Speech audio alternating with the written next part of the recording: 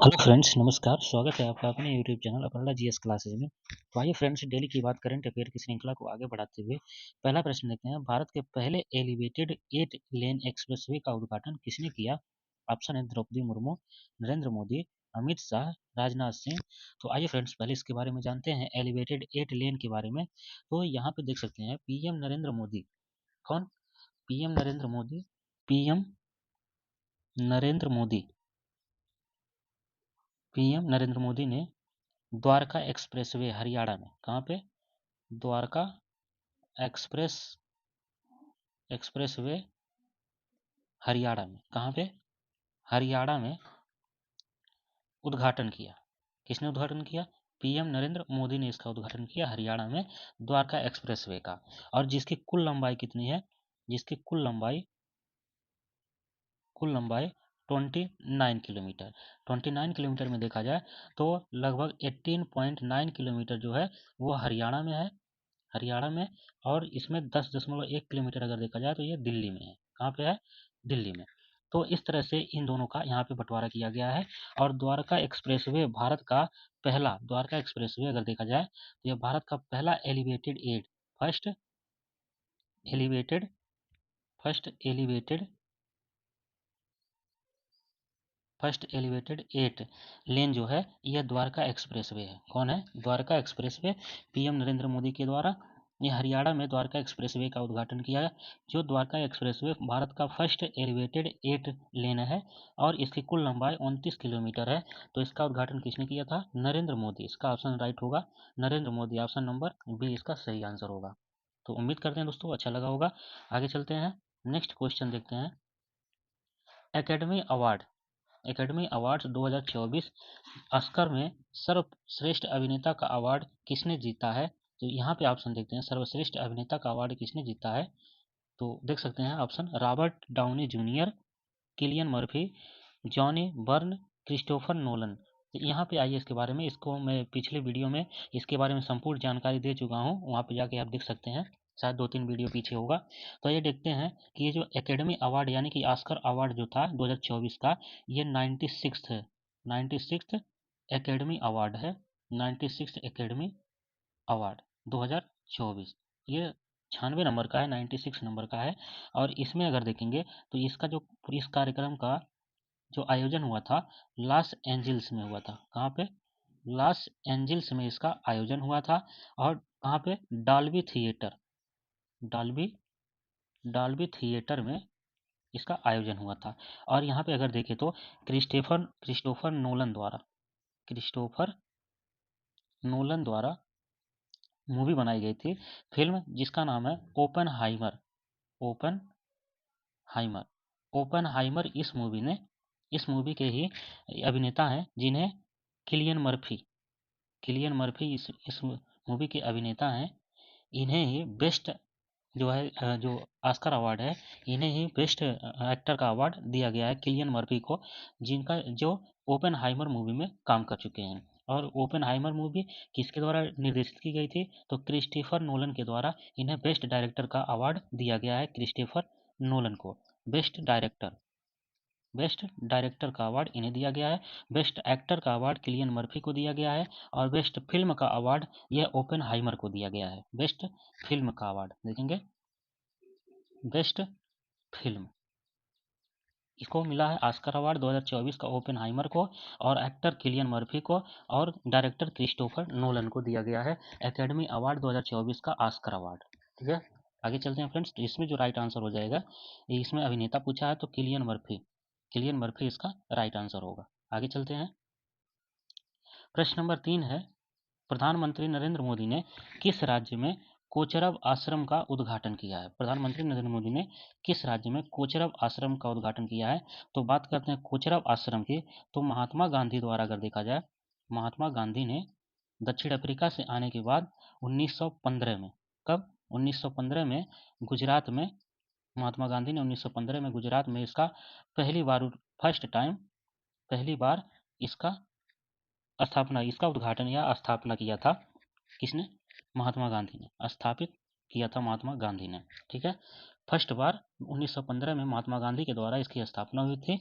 अब बात करते हैं अगर प्रेजेंट टाइम की, कोचरब आश्रम की स्थापना वर्तमान में देखा जाए, वर्तमान में, तो इसकी जो स्थापना है नरेंद्र मोदी, पीएम नरेंद्र मोदी, पीएम नरेंद्र मोदी के द्वारा गुजरात में, कहाँ पे, गुजरात में साबरमती में, गुजरात के साबरमती में इन्होंने इसका उद्घाटन किया है, कोचरब आश्रम का उद्घाटन किया है। और साथ ही गांधी आश्रम स्मारक का मास्टर प्लान भी लॉन्च किया गया है। ठीक है, तो इसका सही आंसर हो जाएगा गुजरात। ऑप्शन नंबर सी इसका राइट आंसर होगा। अगर पूछा जाए कि प्रधानमंत्री मोदी ने किस राज्य में कोचरब आश्रम का उद्घाटन किया है, तो वर्तमान में अगर देखा जाए तो पीएम नरेंद्र मोदी ने गुजरात के साबरमती आश्रम में इन्होंने कोचरब आश्रम का उद्घाटन किया है। और साथ ही में जो गांधी आश्रम गांधी आश्रम स्मारक का, गांधी आश्रम यहाँ पे लिख देते हैं, मास्टर प्लान भी इन्होंने लॉन्च किया है, मास्टर प्लान भी लॉन्च किया है। और मास्टर प्लान कैसा है, तो गांधी आश्रम स्मारक का मास्टर प्लान। आगे देखते हैं, हरियाणा के नए मुख्यमंत्री के रूप में किसे चुना गया है। तो हरियाणा के नए मुख्यमंत्री के रूप में नायब सैनी, बंडारू दत्तात्रेय, भूपेंद्र यादव, अतुल प्रधान। तो यहाँ पे देखते हैं हरियाणा के जो नए सीएम बने हैं उनके बारे में। तो ये नवीन सैनी है, नवीन सैनी कौन है, नवीन सैनी, इनके बारे में जानते हैं। नवीन सैनी जो है ये हरियाणा के कुरुक्षेत्र, हरियाणा के कुरुक्षेत्र से सांसद हैं। कहाँ से, कुरुक्षेत्र से सांसद हैं। और इन्होंने हाल ही में मुख्यमंत्री पद, सीएम पद की शपथ ली है हरियाणा में। कहाँ पे, हरियाणा में। और इनके पहले कौन थे, तो इनके पहले जो थे मनोहर लाल खट्टर, कौन थे पहले, मनोहर लाल खट्टर। इन्होंने क्या कर दिया, इस्तीफा दे दिया। क्या किया, इस्तीफा दे दिया। ठीक है, उनका इनका जो स्थान लेंगे, कौन लेंगे, वो नायब सहनी लेंगे जो कुरुक्षेत्र से सांसद हैं। और ये बीजेपी नेता हैं, बीजेपी के अध्यक्ष हैं हरियाणा में, बीजेपी के अध्यक्ष भी हैं हरियाणा में। तो आगे चलते हैं फ्रेंड्स। दोस्तों हम आपका ज़्यादा टाइम वेस्ट नहीं करना चाहते, बस काम से काम, हम फालतू की बातें भी नहीं करते। आप लोग को इतनी वीडियो देखे होंगे, सब में पता होगा, सीधे सीधे पॉइंट टू पॉइंट, क्योंकि टाइम का महत्व बहुत ही इंपॉर्टेंट है, हम समझ सकते हैं। और आपके लिए टाइम से बढ़कर कुछ भी नहीं होता है, इसलिए हम सोचते हैं कि जितना ही जल्दी जल्दी काम को ख़त्म किया जाए उतना ही बढ़िया है। हमें वॉच टाइम और ये दुनियादारी से मतलब नहीं है, बस आप पढ़ते रहिए, कम टाइम में आपको ज़्यादा चीज़ अवेलेबल हो जाए, हमारे लिए वही बहुत इंपॉर्टेंट है। आइए देखते हैं, भारत की पहली automobile in plant railway siding project का उद्घाटन किस राज्य में किया गया। तो यहाँ पे देखते हैं जो भारत की पहली automobile in plant railway siding project है वह कहाँ पे उसका उद्घाटन किया गया। तो ये पे देखते हैं गुजरात में। कहाँ पे, गुजरात में देखते हैं। तो ये किसके द्वारा किया गया, पीएम नरेंद्र मोदी द्वारा। किसके द्वारा, पीएम नरेंद्र मोदी जी के द्वारा। यह गुजरात के हंसलपुर में, कहाँ पे, हंसलपुर में उसका उद्घाटन किया गया। और ये जो कंपनी है Maruti Suzuki, Maruti Suzuki, Maruti Suzuki India के प्लांट में, इंडिया के प्लांट में भारत की, किसकी, भारत की पहली, भारत की पहली ऑटोमोबाइल, पहली ऑटोमोबाइल, भारत की पहले automobile in plant railway, in plant railway siding, in plant railway siding project का उद्घाटन इन्होंने किया है। कहाँ पे, गुजरात में। तो ऑप्शन इसका सही आंसर हो जाएगा गुजरात में। तो एक बार फिर से सुन लेंगे जरा सा, जो पीएम नरेंद्र मोदी हैं इन्होंने गुजरात में, गुजरात के हंसलपुर में मारुति सुजुकी इंडिया के प्लांट में भारत की पहली automobile in plant railway siding परियोजना का उद्घाटन किया है। किसने किया है, नरेंद्र मोदी ने इसका उद्घाटन किया है। क्या किया है, उद्घाटन किया है गुजरात में। आगे चलते हैं फ्रेंड्स, प्रश्न नंबर 6 देखते हैं, किस केंद्रीय मंत्री ने जन औषधि केंद्रों के लिए क्रेडिट सहायता कार्यक्रम लॉन्च किया। तो किस केंद्रीय मंत्री ने जन औषधि केंद्रों के लिए क्रेडिट सहायता कार्यक्रम लॉन्च किया। तो यहाँ पे जो सही आंसर होगा डॉक्टर मनसुख मांडविया, डॉक्टर मनसुख मांडविया। अब इनके बारे में थोड़ी सी बात करते हैं डॉक्टर मनसुख मांडविया के। तो ये कौन से मंत्री हैं, तो ये देखेंगे, ये बहुत बड़े मंत्री हैं, इनका अभी भारी भरकम इनका मंत्रालय देखकर ही डर जाएंगे आप लोग। तो ये केंद्रीय, देखेंगे, रसायन, केंद्रीय रसायन एवं उर्वरक केंद्रीय रसायन एवं उर्वरक तथा स्वास्थ्य स्वास्थ्य एवं परिवार कल्याण मंत्री, परिवार कल्याण मंत्री। तो देख लिया दोस्तों, ये कितने बड़े मंत्री हैं। तो ये डॉक्टर मनसुख मांडविया जो हैं, ये केंद्रीय रसायन एवं उर्वरक तथा स्वास्थ्य एवं परिवार कल्याण मंत्री हैं। इन्होंने ही जन औषधि केंद्रों के लिए जन औषधि केंद्रों के लिए क्रेडिट सहायता कार्यक्रम क्रेडिट सहायता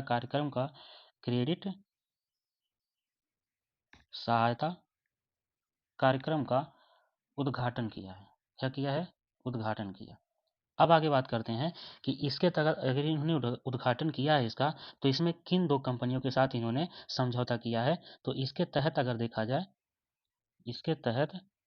देखा जाए तो इन्होंने सिडबी और पीएमबीआई, इन दोनों के साथ इन्होंने समझौता किया है। सिडबी बोले तो भारतीय भारतीय लघु उद्योग विकास बैंक, ठीक है, ये इसका फुल फॉर्म है। अब आते हैं पीएमबीआई की। तो पीएमबीआई का मतलब होता है फार्मास्यूटिकल्स एंड मेडिकल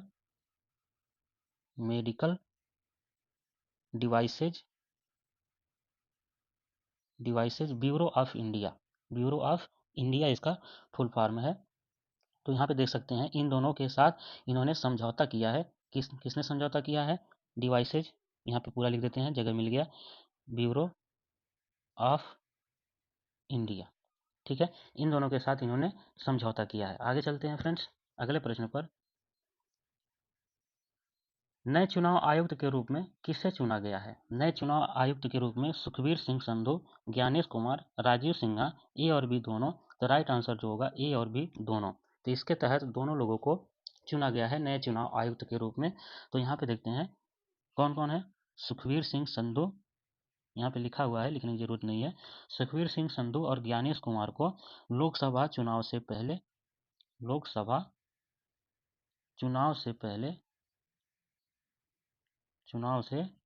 पहले इन्हें नया चुनाव आयुक्त नियुक्त किया गया है। नया चुनाव आयुक्त नियुक्त किया गया है। और किसके द्वारा नियुक्त किया गया है?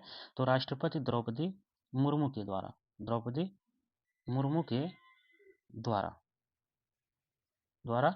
नियुक्त किया गया है, ठीक है।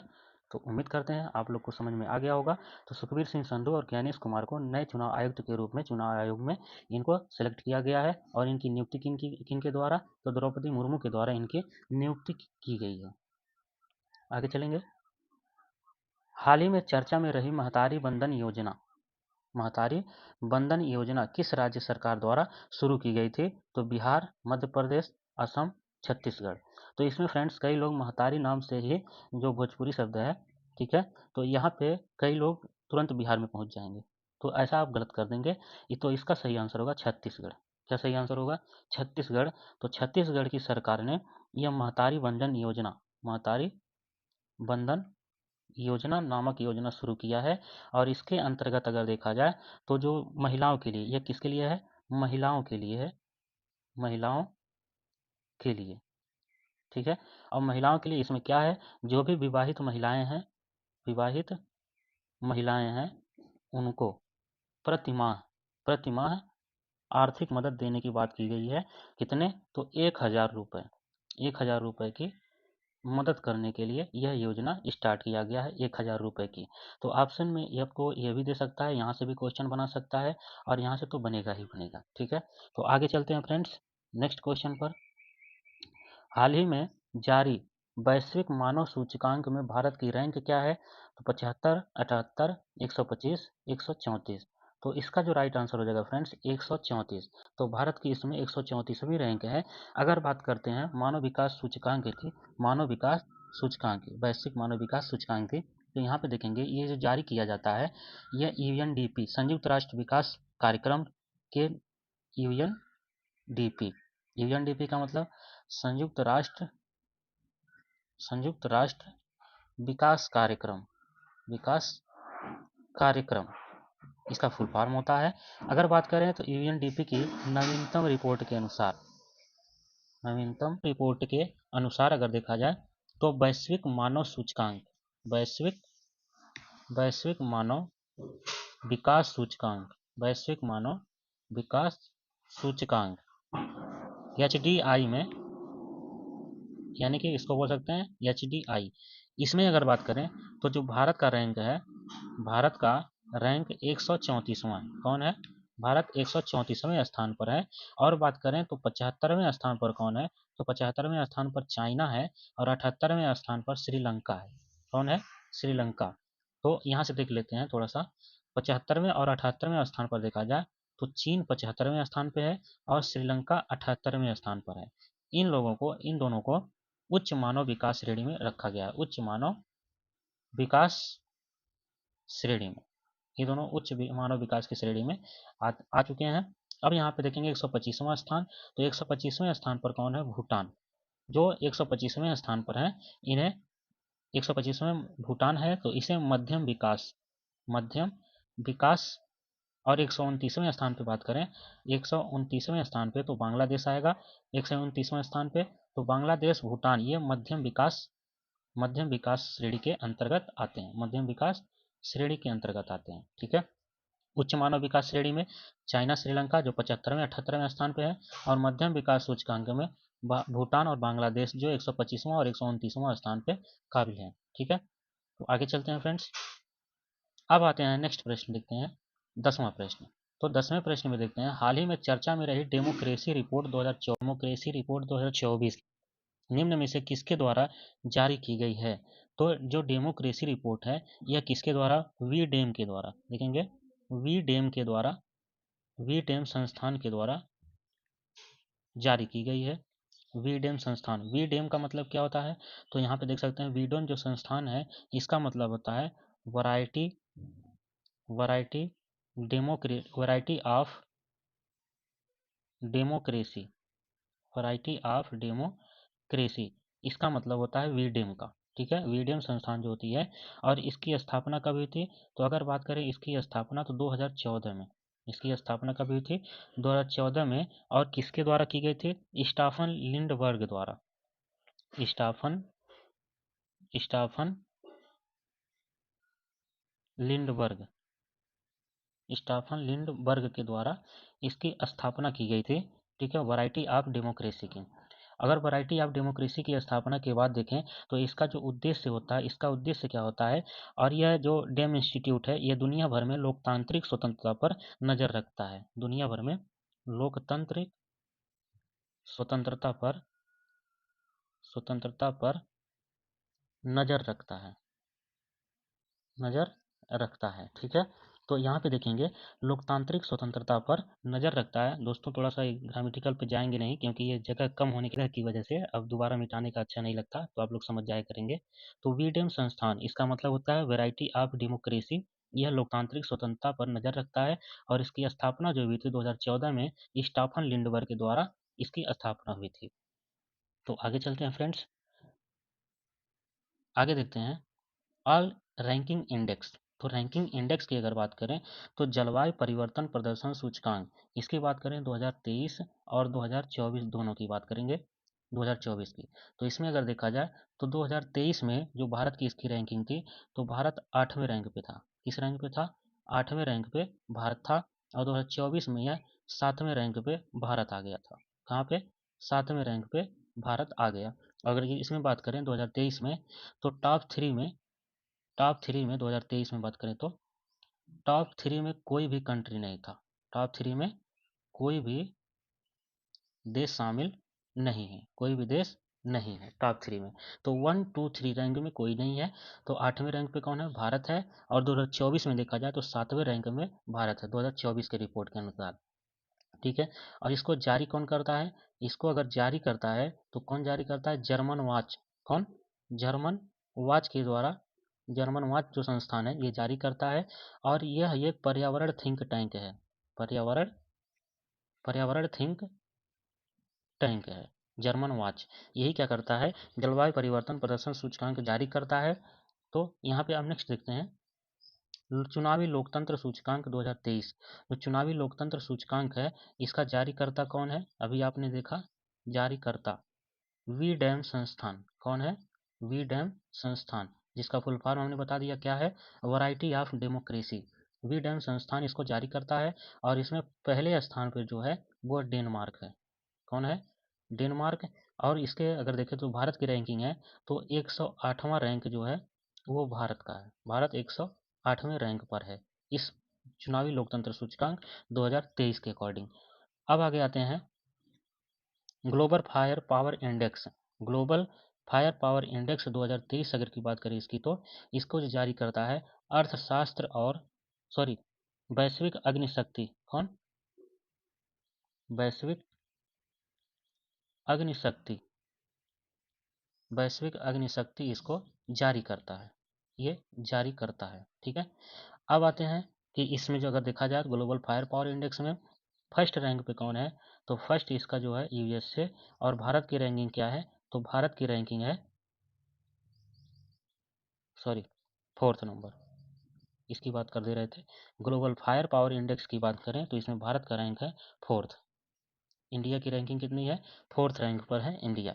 अगर बात करते हैं वैश्विक आतंकवाद सूचकांक की, तो इसमें अगर देखें वैश्विक आतंकवाद सूचकांक की तो इसका जारीकर्ता कौन है, तो यहाँ पे देखेंगे जारीकर्ता, जारीकर्ता जारीकर्ता है अर्थशास्त्र और शांति संस्थान, शांति संस्थान इसको जारी करता है। अगर इसमें बात करें वैश्विक आतंकवाद सूचकांक में तो इसमें जो भारत की रैंकिंग है, भारत की रैंकिंग 13वां है, भारत की रैंकिंग थर्टीन्थ है। और अगर फर्स्ट रैंक पे बात करें तो अफगानिस्तान है, फर्स्ट रैंक पे अफगानिस्तान। ठीक है, फर्स्ट रैंक पे है। तो आगे चलते हैं फ्रेंड्स, अगला देखते हैं समावेशिता सूचकांक 2023। समावेशिता सूचकांक 2023 में अगर बात करें तो इसमें जो फर्स्ट रैंक है, first rank New Zealand, first rank कौन है, न्यूजीलैंड। अगर भारत की बात करें तो यहाँ पे 117वें रैंक पे, 117 रैंक पर इसकी, अच्छे से लिख देते हैं 117th रैंक है इंडिया का, 117वां रैंक।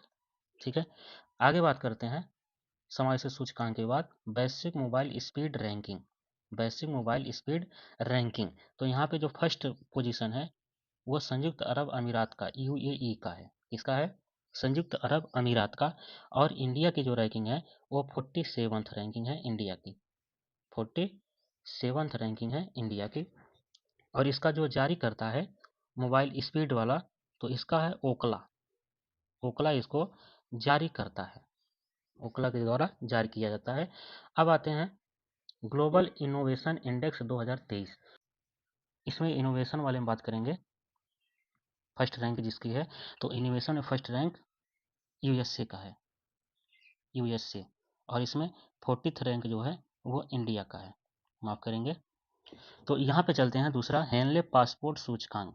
अब आते हैं हेनले पासपोर्ट सूचकांक की, तो इसमें बात करते हैं, इसमें है फर्स्ट जो है वो सिंगापुर है, फर्स्ट जो है वो सिंगापुर है। और 86 जो है वो भारत की है, 86 पोजीशन भारत की। और फर्स्ट पोजीशन किसका है, तो वो सिंगापुर का है। अब आते हैं खुशहाली रिपोर्ट में, तो अगर बात करें खुशहाली रिपोर्ट की तो इसमें जो है भारत की रैंकिंग, भारत 126वें स्थान पे है। इसके पहले कितने में थे, तो पहले जो थे इसकी रैंक 136वां थी। ठीक है, पहले। अब कितने हैं, वर्तमान में 126वां है। और फर्स्ट रैंक की बात करें तो फर्स्ट रैंक में फिनलैंड है। कौन है, फिनलैंड। ठीक है, अब वर्ल्ड प्रेस फ्रीडम की बात करते हैं। World world press freedom, world press freedom में अगर देखा जाए 2023 के अनुसार, 2023 के आंकड़ों के अनुसार 161वें स्थान पर है भारत, 161 स्थान पे है भारत। और बात करें फर्स्ट पे कौन है, तो फर्स्ट पे है आपका नॉर्वे। कौन है, नॉर्वे। वर्ल्ड प्रेस फ्रीडम में 2023 के अकॉर्डिंग 161वें स्थान पे है भारत और फर्स्ट स्थान पे है नॉर्वे। तो दोस्तों आशा करते हैं आज की वीडियो आपको अच्छी लगी होगी। तो मिलते हैं कल 7 बजे, तब तक के लिए धन्यवाद। अगर चैनल पर नए हैं तो सब्सक्राइब जरूर कर लें।